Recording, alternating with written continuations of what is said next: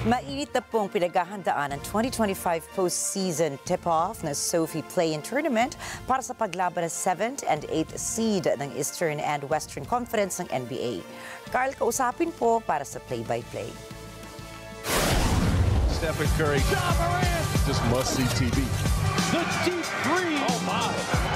Magpapasiklaban ang dalawang koponan para sa isang playoff spot sa paunguna ng Golden State Warriors at Memphis Grizzlies sa Western Play-in matchup.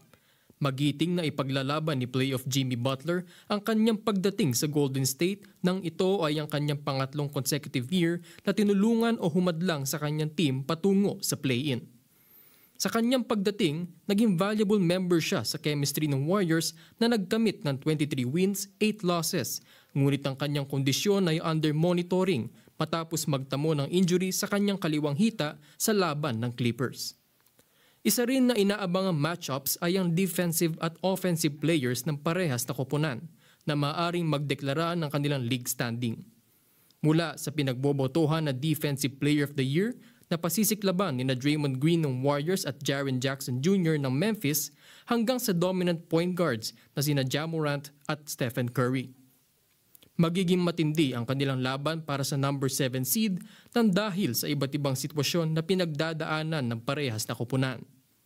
Ang mananalo sa labang ito ay susunod na haharapin ang Houston Rockets o ang Oklahoma City Thunders.